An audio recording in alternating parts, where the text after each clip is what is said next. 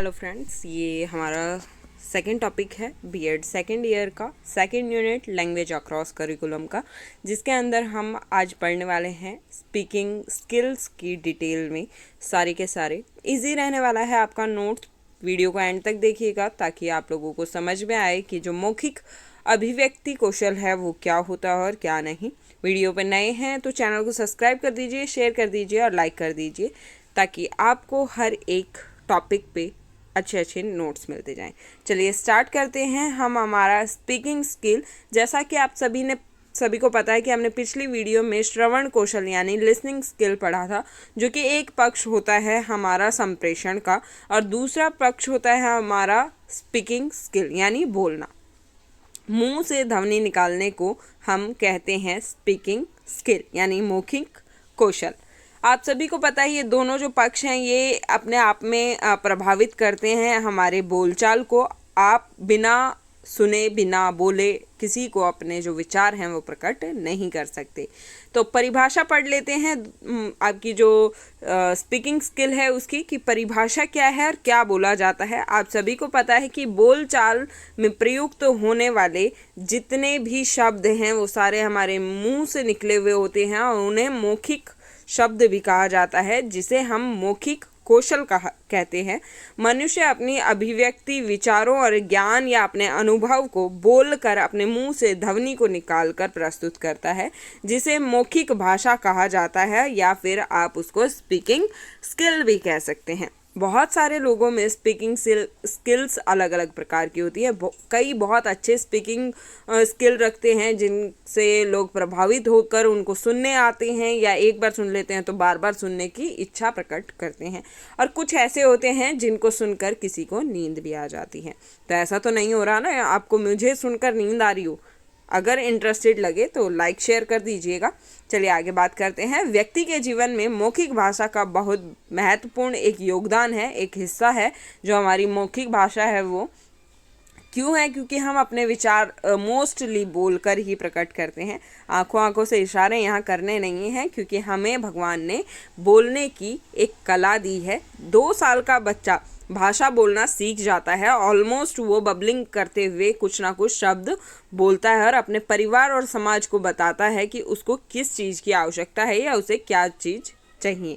जब बच्चा छोटा होता है, शिशु अवस्था में होता है, जब बच्चा आ ऊ करता रहता है, उस टाइम पर आप समझ भी नहीं पाते कि उस बच्चे को क्या चीज़ की तकलीफ हो रही है। क्यों? क्योंकि आप की जो लिसनिंग स्किल है उस टाइम पर काम नहीं करती जब आपकी मौखिक स्किल आप सुन ही नहीं पा रहे हैं। ठीक है, तो आगे बात करते हैं इसके बारे में। मौखिक भाषा लिखित भाषा के एक आधार है, मीन्स जो हम लिखते हैं उसका आधार मौखिक है। हिंदी भाषा के अंदर मौखिक रूप का विशेष महत्व है। क्यों? क्योंकि अगर हम बोलेंगे नहीं किसी चीज़ को तो हम उसे लिख भी अच्छे से नहीं सकते। अगर हम बोलें कि जो विचार हम प्रकट करना चाह रहे हैं, जब तक हम उसे ढंग से बोलेंगे नहीं, उसका उच्चारण ढंग से नहीं करेंगे, तब तक हम उसे लिख भी नहीं सकते। मौखिक अभिव्यक्ति है उसकी विशेषताएं क्या है, जो स्किल है उसके कैरेक्टरिस्टिक्स क्या है, स्पीकिंग के क्यों ज़रूरी है ये भाषा, तो उसके कुछ इस प्रकार से विशेषताएं दी हुई हैं, कैरेक्टरिस्टिक दी हैं। पहला है शिष्टता, दूसरा इसमें अवसरानुकूल, मतलब जो अवसर है उसके अनुकूल, बोध गद्यता, स्वाभाविकता, प्रभाविकता, शुद्धता, मधुरता और स्पष्टता। स्पष्टता से समझ आ रहा है कि स्पष्ट होनी चाहिए। मधुरता मतलब मधुर वाणी होनी चाहिए, ऐसा नहीं है फटा हुआ बांस है और बोले जा रहा है और आप तकलीफ में आ रहे हैं। शुद्धता, जो भी बोले वो शुद्ध बोले एकदम, ताकि आपको उसको लिखने में या उसको आगे इम्प्लीमेंट करने में दिक्कत ना आए। प्रभाविकता मतलब किसी चीज़ को प्रभावित करने वाला होना चाहिए। स्वाभाविकता मतलब ऐसे शब्द भी नहीं होने चाहिए जो कतई समझ में नहीं आए, ऐसे शब्द भी हों जो हमारे फैमिलियर हों, जो हमने सुने हों कभी ना कभी। बोधगत्यता मतलब जिसका कोई ना कोई अर्थ जरूर निकले, ऐसा नहीं है कोई बिना ही अर्थ की बात, सिर पैर की बात करे जा रहा है तो नहीं। उसके बाद है अवसर अनुकूल, मतलब कोई मौका है उसके अनुकूल ही बात हो। ऐसा नहीं है कि हम जा रहे हैं दुख के मौके पर और लग गए वहाँ ठड़ा के करके हंसने लग गए और पागलों की तरह वहाँ हंस हंस के बातें कर रहे हैं, नहीं। तो अवसर अनुकूल होना चाहिए, शिष्टता होनी चाहिए, मतलब रिस्पेक्ट होनी चाहिए जब भी हम कोई बात करें या बोल रहे हैं उस टाइम तक। चलिए इनको डिटेल में पढ़ लेते हैं। वैसे तो मैंने थोड़ा बहुत आप लोगों को इसमें बता ही दिया है। तो सबसे पहले है स्पष्टता। आप जो भी बात कहना चाह रहे हैं वो एकदम स्पष्ट होनी चाहिए, सीधी होनी चाहिए। जैसे कि हमारे जो पेड नोट्स हैं वो भाई पेड हैं, पे करने पड़ेंगे तभी हम आपको देंगे। कोई घुमा फिरा के बात नहीं की जा रही, स्पष्ट बताया गया है कि मेरे द्वारा दिए गए इंपॉर्टेंट क्वेश्चन हैं, ना कि पेपर यूनिवर्सिटी से आए हैं। तो इस तरीके से घुमा फिरा के बात ना कर कर सीधी और स्पष्ट एक ही बात कह देनी चाहिए जो आप कहना चाहते हैं। स्वाभाविकता का अर्थ यहाँ पर है जो भी आप बोल रहे हैं वो एकदम स्वाभाविक होनी चाहिए। कोई भी बात उसके अंदर बनावटी नहीं होना चाहिए। जैसे कि बहुत सारे लोग बनावटी बातें करके, चाहे वो पेपर लिए हैं नहीं लिए हैं, उसके बावजूद भी वो कहते हैं कि कुछ हेल्प नहीं करती। लेकिन कुछ एक लोग हैं जिन्होंने पेपर लिए हैं, जिनकी हेल्प हुई है, और वो कहते हैं कि बहुत अच्छी हमें इनसे मदद मिली है। तो वो स्वाभाविकता है उनकी कि वो स्वभाव, मतलब उन्होंने उस चीज़ को परखा और उसके बाद वो उसका उत्तर दे रहे हैं। और कुछ लोग होते हैं जो बनावटी बात करते हैं। फिर बात करते हैं मधुरता की। मधुरता का मतलब जो आप कह रहे हैं, जो मौखिक बातें आप कह रहे हैं, वो आपकी आकर्षक शक्ति रखने वाली होनी चाहिए, मतलब मीठी बातें होनी चाहिए एकदम।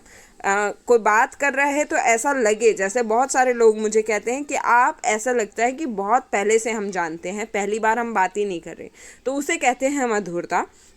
बोध गद्यता मतलब होता है कि आदर्श वार्तालाप, मीन्स अगर मैं किसी छोटे से भी बात कर रही हूँ तो इसका मतलब ये नहीं है मैं तू तड़ाक से करूँगी बात, तू ये क्या कर रहा है, तू यूं क्यों कर रहा है, नहीं, आप यूं क्यों कर रहे हो, आप ऐसा कर लो, आप ये क्यों नहीं कर लेते, आप इस तरीके से पढ़ लीजिए। तो उस छोटे बच्चे को भी क्या लगेगा कि भाई बड़ी है लेकिन फिर भी ये मुझे इज्जत दे रही है, तो मुझे भी इसको इज्जत देनी चाहिए। ऐसा नहीं है कि अगर मैं उसके आप कर रही हूँ तो वो मेरे को 2-3 मिनट तक अगर तू भी कर रहा है ना और मैं तब भी आप कर रही हूँ, तो अपने आप वो बच्चा भी मुझे आप करके बोलने लग जाएगा। ये स्वाभाविक है। तो आपको अपनी जो वार्तालाप है उसके अंदर बोध्य गद्यता रखनी चाहिए।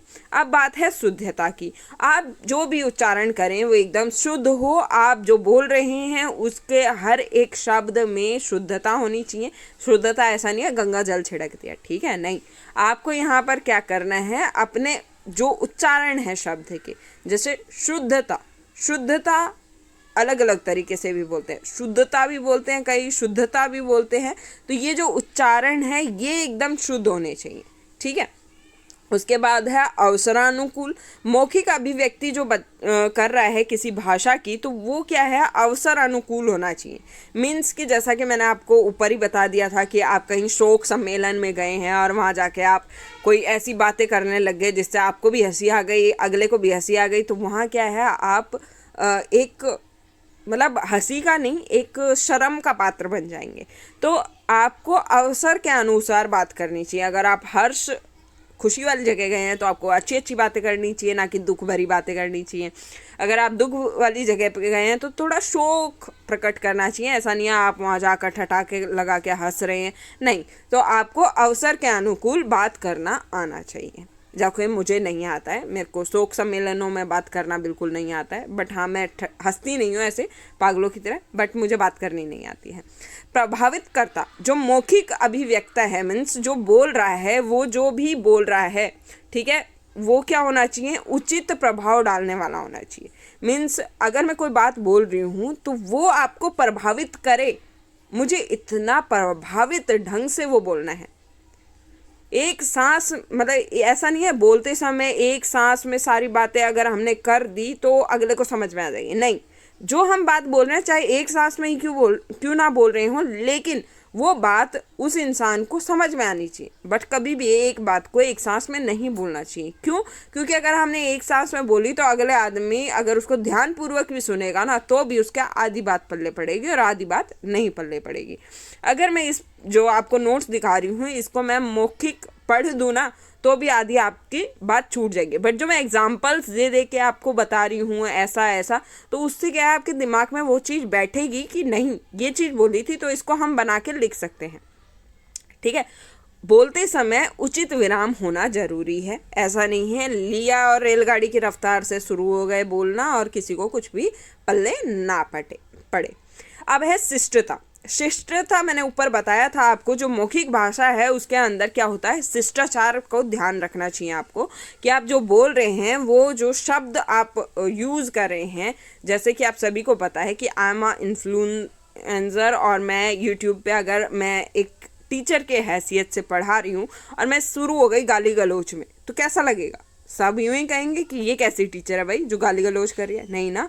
अगर मैं तू तड़ाक से बात कर रही हूँ तो भी आप ये कहोगे कि ये कैसी टीचर है जिसको खुद को बोलना नहीं आता। यही है ना।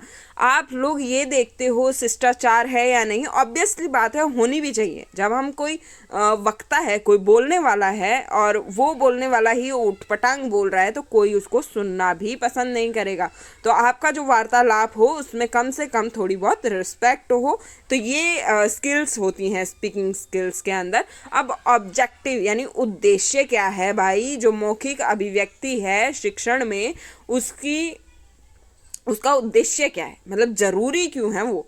तो छात्रों को वाक्य रचना, मतलब अगर वो कोई सेंटेंस बनाना चाह रहा है तो उसमें उसको स्पीकिंग स्किल आएगी, तभी वो कोई ना कोई वाक्य बनाएगा। सपोजली अगर मैंने आपको कोई टॉपिक दे दिया है या कोई शब्द दे दिया है तो उस शब्द का आपको एक सेंटेंस बनाना है या आपको उस पर कुछ पैराग्राफ लिखने हैं, तो तभी तो बना पाओगे ना जब आप कुछ बोल पाओगे।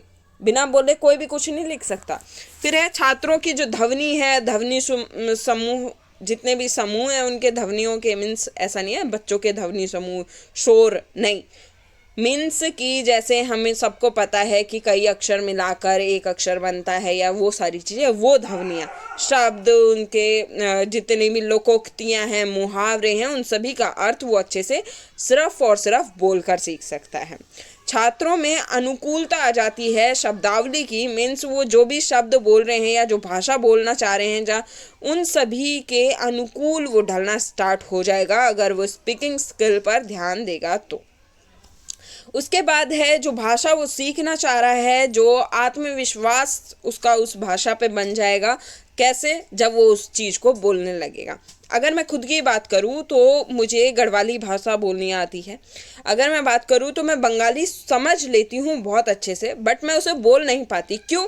क्योंकि मुझे विश्वास ही नहीं है जो मैं बोलूँगी वो एकदम सही बोलूँगी, बट मैं जो सुन रही हूँ वो एकदम सही सुन रही हूँ, सही समझ रही हूँ, इतना मुझे पता है। तो आपको जो आप बोल पाओगे वही आप बहुत अच्छे से बोल पाओगे अगर आपने उसको बोलने की कोशिश करी तो।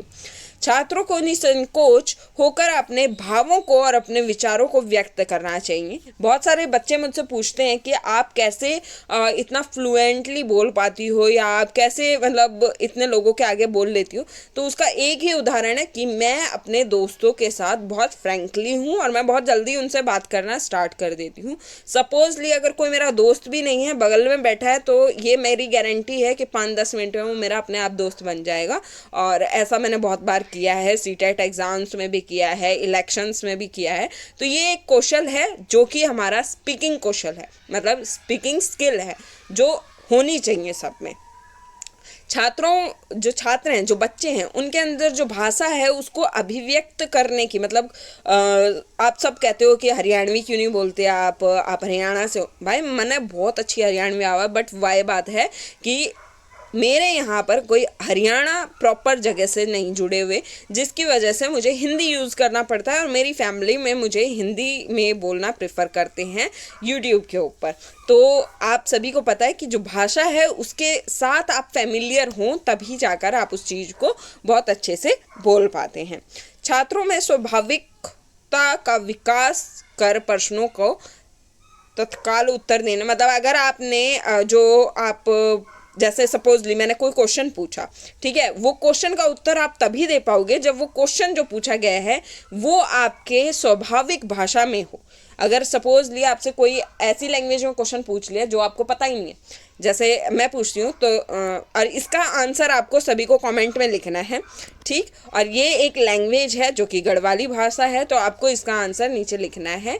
भाषा में मैं बोल रही हूँ तेरी बोए कक्ष अब इसका रिप्लाई आपको करना है कमेंट बॉक्स में। आपको ये समझ में आया या नहीं आया? आई डोंट थिंक कि जो हरियाणा से हैं, यूपी बिहार से हैं, उन्हें समझ में आया होगा, बट आपको कमेंट करना है।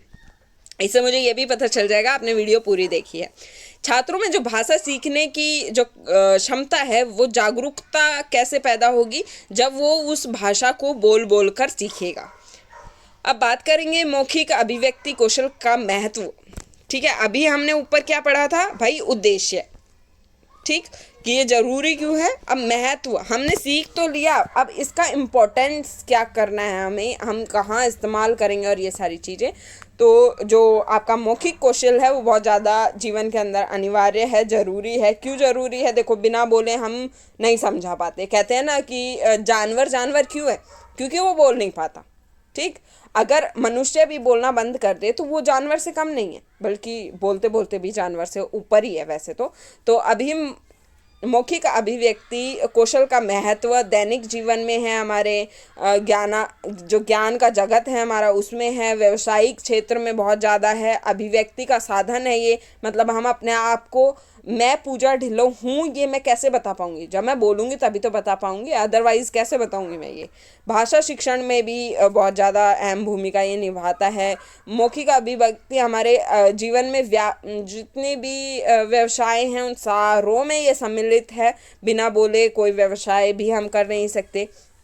व्यक्तित्व का विकास भी इसी वजह से होता है। तो चलिए इन सभी को थोड़ा डिटेल में पढ़ लेते हैं।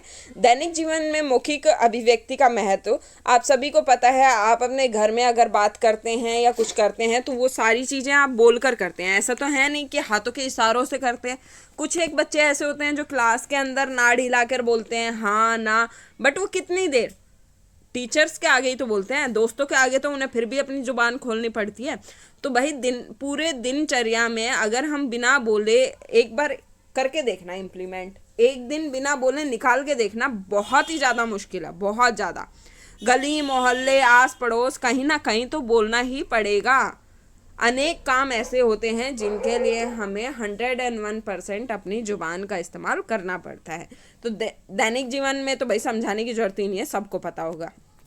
व्यवसायिक क्षेत्र में बात करें तो व्यवसायिक क्षेत्र में सपोज ले आप कोई सामान बेच रहे हैं और आप बोल भी नहीं रहे, उसको इशारा कर रहे हैं 10 रुपए की 10 रुपए की हैं, तो वो क्या मतलब एक आधे इंसान समझ लेंगे बट सभी तो नहीं समझ पाएंगे ना। तो अपना संदेश कि भाई ये कैसे है कैसे नहीं। अभी सपोजली मैं बोलूँ तो मैंने जो पेड पीडीएफ है उनके लिए वीडियोस बनाई हुई है, लेकिन फिर भी मुझे बच्चों से बातें करनी पड़ती हैं। मैं चैट करती हूँ तो भी बच्चों को समझ नहीं आता, मुझे वॉइस मैसेज भेजना पड़ता है उन्हें, तब जाके उन्हें पल्ले पड़ता है कि भाई क्या कहना चाह रही हैं मैम और मैम क्या प्रोवाइड करवा रही हैं। तो आप सभी को पता है कि अगर हम कोई व्यवसाय भी कर रहे हैं या कोई काम कर रहे हैं तो उसके लिए बोलना बहुत ज़्यादा जरूरी है। फिर है ज्ञान अर्जन का महत्व साधन। मतलब मौखिक भाषा ज्ञान अगर हमें कोई लेना है तो उसके लिए बहुत ज़्यादा महत्वपूर्ण है। सपोजली हम कहीं सिलाई सीखने गए, हम वहाँ सिलाई सीख रहे हैं, हमने काटना सीख लिया, उसने दिखाया हमें सब कुछ, हमने काटना सीख लिया सब कुछ। अब हमसे गलतियाँ हो रही हैं, अगर वो गलतियाँ हम उनको बताएंगे नहीं, अपने बोल कर नहीं उनको प्रकट करेंगे, तब तक वो कैसे समझेगी कि हमें क्या नहीं समझ में आ रहा। सही कह रही हूँ मैं? तो आप लोगों को हर जगह भाई देखो, जब तक कोई चीज़ पूछेंगे नहीं तब तक वो चीज़ हमें आएगी नहीं। हर एक जगह क्वेश्चन पुट होना ज़रूरी है और हमारे दिमाग में क्वेश्चन आने भी चाहिए। अगर हमारे दिमाग में किसी चीज़ के लिए क्वेश्चन नहीं आ रहे हैं, इसका मतलब ये है कि हमारा ध्यान ही वहाँ नहीं है। हर चीज़ में, चाहे वो हिंदी हो, चाहे एसएस हो, चाहे साइंस हो, चाहे इंग्लिश हो, किसी भी चीज़ को अगर हम पढ़ते हैं या पढ़ाते हैं तो हमारे दिमाग में क्वेश्चन उत्पन्न होना अनिवार्य है। अगर वो चीज़ हम अच्छे से पढ़ रहे हैं तो उसके लिए मौखिक कौशल होना जरूरी है। बोलचाल अभिव्यक्ति का सहज साधन मीन्स अगर हमें कहीं बातचीत कर रही है तो उसका सबसे अच्छा साधन जो है वो मौखिक ही है। ऐसा तो नहीं है आप टाइपिंग करोगे, वहाँ भी सामने आदमी खड़ा है और आप टाइपिंग करके मैसेज दिखा रहे हो उसको, नहीं ना। आप उसको कोशिश करोगे कि मैं बोल ही लूँ, टाइपिंग से अच्छा या पत्र लिखने से अच्छा बोलना उचित समझते हैं। ज़्यादातर लोग चैटिंग के बजाय फ़ोन प्रीफर करते हैं मेरी तरह, तो वहाँ पर भी मौखिक भाषा महत्वपूर्ण योगदान देती है। जो मौखिक अभिव्यक्ति है, शिक्षण कौशल की शिक्षण विधियाँ मीन्स टीचिंग मेथड्स क्या हैं, टीचिंग स्किल्स की, तो वो जान लेते हैं। अभी जो ये ऊपर आपने देखे कि मैंने बहुत सारे फ्लो चार्ट्स बनाए हुए हैं, तो आप बिल्कुल इस तरीके से फ्लो चार्ट्स बनाइए, थोड़े बड़े बड़े बना लीजिए ताकि कम लिखना पड़े, और नंबर आपको उतने ही मिलेंगे। अगर कम भी लिखोगे तो ज़रूरी नहीं है आपको इतना बड़ा बड़ा लिखना पड़े। इसके अंदर अपने मन से अपना सोच समझ के लिखिएगा। मौखिक रचना की जो कला है वो उसमें निपुण होना चाहिए जो भी इंसान है वो, और अगर वो निपुण है तो वो अच्छे से छात्रों को समझा पाएगा, जितनी भी चीज़ें हैं वो मिलाकर उसको सरल और रुचि से भरपूर बनाकर और मधुर वाणी में उसको समझा पाएगा। मीन्स अगर मैं टीचर हूँ और मुझे ही वो टॉपिक नहीं आता तो मैं कतई उस चीज़ के बारे में उसको क्या कितना ही रट लूँ, कितना ही कुछ कर लूँ, कितना ही पढ़ा लूँ, उस बच्चे को समझ आना ही नहीं है। इसका उदाहरण अगर देते हैं तो क्लास के अंदर 10th क्लास में एक चैप्टर है केमिकल रिएक्शन एंड इक्वेशन। उसके अंदर 4 रिएक्शन है और चारों इतनी आसान है, अगर वो एक अध्यापक उनको समझाने बैठे और उस अध्यापक के दिमाग में अगर वो चारों रिएक्शन अच्छे से क्लियर हैं तो मैं गारंटी देती हूँ बच्चा ताउम्र उन चीज़ों को नहीं भूलेगा। लेकिन अगर वो ही टॉपिक अध्यापक के माइंड में क्लियर नहीं है तो वो उनको कभी समझा ही नहीं सकता। क्यों? क्योंकि अगर बच्चे को बच्चे के माहौल में लेकर और उसको समझाया जाए, उसको उदाहरण दे दे कर समझाया जाए, तो वो बच्चा उन रिएक्शंस को कभी भूलेगा नहीं। तो आप सभी को जो भी चीज़ आप पढ़ा रहे हैं या जो आप कर रहे हैं तो उसके अंदर आप निपुण होने चाहिए, और वो सिर्फ आप बोलकर ही हो पाओगे। जो मेथड्स हैं उनके अंदर पहला है प्रश्नोत्तर। मतलब कोई भी चीज़ अगर हमें समझनी है और हमारे माइंड में एकदम फिट हो जाए तो उसके लिए सबसे अच्छा साधन होता है प्रश्नोत्तर, यानी क्वेश्चन पूछना और उनका आंसर देना। तो प्रश्नोत्तर मौखिक शिक्षण का सबसे अहम हिस्सा है, और इसके अंदर क्या है, उत्तर विधि का यूज़ किया जाता है, जिसके अंदर किसी एक विषय या किसी एक पाठ्य वस्तु के ऊपर बीच बीच में प्रश्न पूछे जाते हैं। सपोजली अगर मैं यहाँ भी पढ़ा रही हूँ और अगर आप लाइव देख रहे होते तो आप यहाँ क्वेश्चन पुट कर सकते थे अपने, और उनके आंसर मैं दूंगी जैसे मैं लाइव में देती हूँ। तो उसको क्या है, वो होती है प्रश्नोत्तर विधि, और इसके अंदर क्या है, शुद्धता, भाषा की स्पष्टता आएगी सभी के आगे, और वो उस चीज़ के बारे में बहुत अच्छे से समझ पाएगा। फिर है वार्तालाप। वार्तालाप यानी डिस्कशन। मीन्स हम कोई टॉपिक एक ले लें और उस टॉपिक के ऊपर वार्तालाप करना स्टार्ट करें। मतलब आप कुछ बोलो, मैं कुछ बोलूँ, तो आपके विचार मेरे विचार दोनों का मिलकर एक अलग ही जो क्या कहते हैं निष्कर्ष पे हम पहुँचेंगे, जिसके अंदर हम समझ पाएंगे कि वो एक्चुअली वो चीज़ है क्या। तो इसके अंदर क्या है, भाषाओं का आदान प्रदान होता है, जिसके अंदर अच्छे से समझ पाते हैं लोग। और प्रारंभ में जो बालक है वो पारस्परिक वार्तालाप करता है शिक्षण के साथ, कक्षा के अंदर मतलब अपनी कक्षा में डिस्कशन करता है, और इस वार्तालाप से क्या है, बालक बहुत ज़्यादा ज्ञान अर्जन कर पाता है, मीन्स ग्रहण कर पाता है, और इससे उसे अनुभव हो जाता है बोलचाल करने का, और बच्चा आगे जाकर कहीं भी बहुत अच्छे से डिस्कशन कर सकता है। अगला है सस्वर वाचन। सस्वर वाचन मतलब इसके अंदर अनुच्छेदों का वाचन होगा। मीन्स जो अनुच्छेद होते हैं हमारे हिंदी पाठ्य पुस्तक में, उन सभी का सर्वप्रथम शिक्षक द्वारा उसको प्रस्तुत किया जाएगा, और उसके बाद बालकों के द्वारा उसे सस्वर वाचन मीन्स एज इट इज़ उसको बोला जाएगा। बच्चे उसको एज इट इज़ बोलेंगे, उसको समझाएंगे, उसे कहते हैं सस्वर वाचन। मतलब जैसा मैंने बोला वैसा ही आप लोग बोलो, उसे कहते हैं सस्वर वाचन। और इसके अंदर क्या है, स्पष्ट शब्दाचार को यूज़ किया जाता है, प्रॉपर ध्वनियों को यूज़ किया जाता है, और उन ध्वनियों से क्या है, सारी चीज़ों का अर्थ निकाल लिया जाता है। इसके अंदर विराम चिन्ह वगैरह सारी चीज़ें पढ़ाई जाती हैं, जैसे कि आप सभी को पता है यहाँ विराम चिन्ह आ रखा है, क्वेश्चन मार्क आ रखा है, ये सारी चीज़ें उसके अंदर अच्छे से बताई जाती हैं। वाद विवाद प्रतियोगिता यानी कि डिस्कशन करके और इसके मतलब कंपटीशन वगैरह करवाया जाए, तो इससे भी क्या होता है कि जो इंसान है वो बोलना सीख जाता है, उसकी जो झिझक है वो खुल जाती है, और बच्चों के अंदर कॉन्फिडेंस आता है, अपने किसी भी चीज़ का पक्ष और विपक्ष वो जान पाते हैं। जैसे कि सभी को पता है मोबाइल फ़ोन, इसके पक्ष भी हैं विपक्ष भी हैं, लेकिन बहुत सारे बच्चे क्या करते हैं कि पक्ष की तरफ ज़्यादा ध्यान देते हैं, विपक्ष की तरफ ज़्यादा ध्यान नहीं देते हैं इसमें। तो इसके अंदर सभी बच्चों को जितने भी ज्ञान है उस चीज़ के बारे में, वो सारी चीज़ें सीखने को मिलती हैं। फिर है भाषण। भाषण क्या है? भाषण का जो विषय है वो पूर्व निर्धारित होता है, मतलब पहले से ही डिसाइड कर लिया जाता है कि भाषण में मुझे ये चीज़ें बोलनी है। ऐसा नहीं है कोई नई चीज़ ऐड कर दी जाती है। छात्रों द्वारा जो भाषण है वो किसी ना किसी अवसर पर प्रदान किया जाता है, मीन्स बताया जाता है, सुनाया जाता है। और इससे क्या है, मानसिक स्तर का जो उस बच्चे का अनुकूलन जो भी है वो पता कर लिया जाता है, मीन्स वो उस विषय को कितने ज़्यादा अच्छे से लिख पाएगा और समझ पाएगा और फिर बोल पाएगा। ठीक है, जो छोटे छोटे बच्चे हैं वो अपना भाषण खुद तैयार करके और उसको बड़ी प्रसन्नता, मतलब खुशी होकर उसको सुनाते हैं, और इससे क्या होता है, बच्चों के अंदर आत्मविश्वास और उनका जो मार्गदर्शन है वो बहुत अच्छा हो जाता है। चित्र वर्णन मीन्स कि कोई भी चीज़ मैंने आपको दे दी और कोई पिक्चर दिखा दी, उस पिक्चर के ऊपर मैं आपको बोल दूं कि अब इसके ऊपर एक रचना करनी है, तो चित्र को देखकर रचना करना ही चित्र वर्णन कहलाता है। मतलब कोई भी मैंने पिक्चर दी है, उसकी तरफ आपको आकर्षित किया और अब मैंने बोल दिया कि पूरी एक कहानी लिख दो इसके ऊपर, तो वो पूरी कहानी अगर आप लिख पा रहे हो तो इसका मतलब है कि आप मौखिक कौशल के अंदर बहुत अच्छे हैं, और लिखित कौशल में भी आप अच्छे अपने आप हो जाएंगे जब आप मौखिक कौशल में अच्छे होंगे। तो अब जो सत्संग है, सत्संग के द्वारा जो बालक है वो अच्छी अच्छी बातें सीखता है। सत्संग के अंदर जो बालक है वो मौखिक अभिव्यक्ति, क्यों वहाँ पर सारी चीज़ें बोली ही जाती हैं ज़्यादातर, तो जो बालक है वो वातावरण में ढलने लगता है और उससे बहुत सारी चीज़ें वहाँ से सीखने को मिलती हैं, उससे भाव आते हैं बच्चे के अंदर। और इसके अतिरिक्त अगर मैं बात करूँ तो बहुत सारी विधियाँ हैं, साधन है, जिसके द्वारा जो मौखिक अभिव्यक्ति है उसे बहुत अच्छा किया जा सकता है। और इसके कुछ उदाहरण हैं, नाटक हैं, सहगामी क्रियाएं हैं, कवि सम्मेलन भी बहुत सारे किए जाते हैं। तो इस तरीके से आप अपनी मौखिक कौशल को सुधार सकते हैं।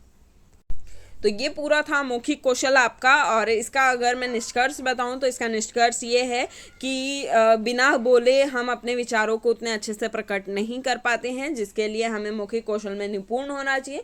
और मौखिक कौशल हमारी दिनचर्या में सम्मिलित है और ये हमारे जीवन का एक अहम हिस्सा है। सो आई थिंक आप लोगों को इंटरेस्टिंग लगा हो ये लेक्चर, और आप लोगों को समझ में आ गया होगा कि मौखिक और लेखिक जो सम्मेलन है, मतलब कौशल है, वो क्या होता है। So all the very best and please do like share and subscribe my channel. Have a great day, take care.